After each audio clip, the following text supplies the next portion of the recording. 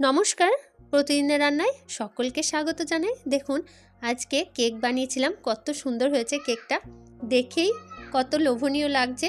কত সুন্দর জালিদার কেক। বড়দিন উপলক্ষে বাড়িতেই বানিয়ে নিতে পারেন এই এত সুন্দর কেকটা। বাচ্চাদেরকে দেবেন, বাচ্চারা ভীষণ খুশি হয়ে যাবে। তাহলে চলুন বানিয়ে নেওয়া যাক। একটা বড় বাটি নিয়েছি, বাটির মধ্যে নিয়ে নিচ্ছি 2 চামচ মতো কফি। কফিটা নেওয়ার পর এর মধ্যে নিয়ে নেব গুঁড়ো চিনি। যদি সম্ভব হয় চিনিটাকে একটু গুঁড়ো করে নেবেন, তাহলে মিশে যাবে সহজেই। গুঁড়ো চিনিটা দেওয়ার পর আমি এর মধ্যে দিয়ে দেব হাফ বাটি মতো তেল। একটা বাটির মাপ করেই সমস্ত উপকরণগুলো নেবেন, তাহলে কেকটা একদম পারফেক্ট হবে। হাফ বাটি চিনি, হাফ বাটি তেল। এখানে সর্ষের তেল নয়, রিফাইন্ড অয়েলটা ব্যবহার করবেন। সর্ষের তেল দিলে কিন্তু অন্যরকম একটা গন্ধ আসবে। যেহেতু কফি দিয়েছি, খেতে কিন্তু খুব ভালো হয়েছিল। দেখুন, ভালো করে মিশিয়ে নিতে হবে। মেশানো হয়ে গেছে। এখন এখানে দিয়ে দিচ্ছি 1.5 বাটি মতো চেলে নেওয়া ময়দা। ময়দার জায়গায় আপনারা আটার ব্যবহারও করতে পারেন, তবে আমি এখানে 1.5 বাটি মতো ময়দার ব্যবহার করেছি। এরপরে সমস্ত উপকরণগুলো মিশিয়ে নেব। দেখুন, আমি এখানে আরও 1 বাটি দুধ রেখে দিচ্ছি। দুধটা কিন্তু রুম টেম্পারেচারে আছে, গরমও না আবার ঠান্ডাও না। এখন অল্প করে করে দুধ দিয়ে একটা স্মুথ ব্যাটার কেকের জন্য রেডি করে নিতে হবে। দেখুন, এই সমস্ত উপকরণগুলো কিন্তু বাড়িতেই থাকে। দেখুন, অল্প করে করে দুধ দিয়ে দিয়ে আমি এটাকে মিশিয়ে নিচ্ছি। একবারে সমস্ত 1 বাটি দুধটা ঢেলে দেব না, তাহলে ব্যাটারটা পাতলা হয়ে যেতে পারে। অল্প করে করে দুধ দিয়ে একটা স্মুথ ব্যাটার আমি রেডি করে নেব। দেখুন, এখনও অনেকটাই বেশ ঘন, তাই আমি আরও একটু দুধ এখানে দিয়ে দেব। দেখুন, 1 বাটি দুধ নিয়েছিলাম, প্রায় সবটাই লেগে গেছে, আর 1 চামচ মতো পড়ে থাকলো। এরপরে ভালো করে এটাকে মিশিয়ে নিচ্ছি। যত ভালো করে ফেটিয়ে নেবেন কেকটা ততটাই সুন্দর জালিদার রেডি হবে। আর 1 চামচ দুধ থাকলো, এটা আর দেবো না। দেখুন, ব্যাটারটা দেখাই কত সুন্দর হয়েছে। দেখি আশা করি বুঝতে পারছেন, একদম পাতলাও না আবার খুব ঘনও না। যদি খুব পাতলা ব্যাটার হয় তাহলে মাঝখান থেকে কেকটা বসে যাবে। এখন কেক টিনটা রেডি করে নিচ্ছি। আমি এখানে একটা অ্যালুমিনিয়াম বাটি নিয়েছি, আপনারা চাইলে এখানে একটা কেক টিনে ব্যবহার করতে পারেন। এরপরে এই বাটিটার চারিপাশে একটুখানি সাদা তেল ব্রাশ করে দিচ্ছি। চারিদিকে তেলটা লাগিয়ে দিলে কেকটা ছাড়ানোর সময় কোনো রকম অসুবিধা হবে না, সহজেই কিন্তু কেকটা বেরিয়ে আসবে। এরপরে একটা পেপার এর ভেতরে দিয়ে দিচ্ছি। কোনো কালারফুল পেপার দেবেন না, তাহলে কিন্তু কেকের গায়ে কালারটা লেগে যাবে। এরকম সাদা পেপার দেবেন।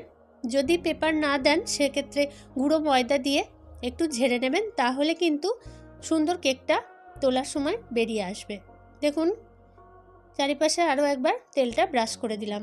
এখন এই ব্যাটারের মধ্যে দিয়ে দেব 1 চামচ মতো বেকিং পাউডার।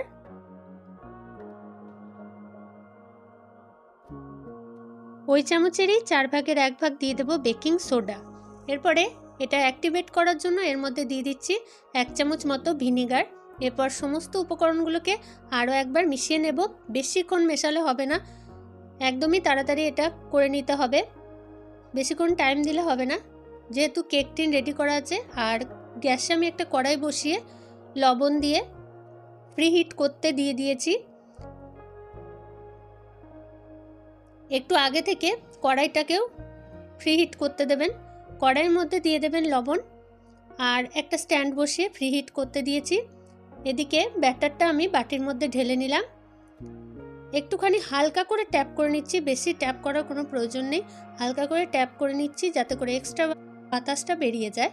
এখন যে কড়াইটা রেডি করেছি, কড়াই দিয়েছি লবণ আর দিয়েছি একটা স্ট্যান্ড। এরপরে কেকের বাটিটা এর মধ্যে বসিয়ে দিচ্ছি। এরপর এটাকে ঢাকা দিয়ে বেক করে নিতে হবে। দেখুন, ঢাকা দিয়ে আমি রেখে দিচ্ছি। আধ ঘন্টা পর ঢাকাটা খুলে নিচ্ছি। দেখুন, অনেকটাই কেকটা সেট হয়ে এসছে আর অনেকটাই ফুলে এসছে, এখনও কিন্তু হয়নি। আমি এই পর্যায়ে কিছু ড্রাই ফ্রুটস, বেশি কিছু দেব না, একটুখানি কাজু ওপর থেকে দিচ্ছি গার্নিশিংয়ের জন্য। দেখতে ভালো লাগবে, সেই কারণে দিচ্ছি। আপনারা না চাইলে নাও দিতে পারেন। এরপরে ঢাকা দিয়ে আরও আধ ঘন্টা রেখে দিয়েছিলাম। প্রায় 1 ঘন্টা একদমই লো ফ্লেম রেখেছিলাম। কেকটা কিন্তু সম্পূর্ণ রেডি হয়ে গেছে। দেখুন, এরপরে নামিয়ে নিচ্ছি। সম্পূর্ণ ঠান্ডা হলে আমি কেকটা বাটি থেকে তুলে নেব। সম্পূর্ণ ঠান্ডা হলে কিন্তু সহজেই এটা বেরিয়ে আসবে। এরপরে একটা ছুরির সাহায্যে চারিপাশে একটু ছাড়িয়ে নিয়ে একটা প্লেটকে উপরে দিয়ে এভাবে করে কেকটা বের করে নেব। দেখুন কত সুন্দরভাবে উঠে এলো। দেখুন সহজেই কিন্তু পেপারটা ছাড়ানো হয়ে যাচ্ছে, কোনো রকম অসুবিধা হচ্ছে না। কেকটা কিন্তু পুড়েও যায়নি। আমার এখানে 1 ঘন্টা প্রায় সময় লেগেছে। আর গ্যাসের ফ্লেমটা কিন্তু একদমই লোতে ছিল। কত সুন্দর হয়েছে দেখুন জালিদার কেক। এরপরে আমি কেটে দেখাই আপনাদেরকে। দেখুন ভেতরটাও কিন্তু খুব সুন্দর হয়েছে। দেখুন, আশা করি দেখে বুঝতে পারছেন কত সুন্দর জালিদার কেক রেডি হয়েছে। বড়দিন উপলক্ষে বাচ্চাদেরকে বানিয়ে দিতে পারেন, বাচ্চারা কিন্তু ভীষণ খুশি হবে। আমার এই রান্নাটি যদি আপনাদের ভালো লেগে থাকে তো চ্যানেলটি সাবস্ক্রাইবের অনুরোধ রইল। এরপর আমি এটাকে পিস পিস করে কেটে নেব।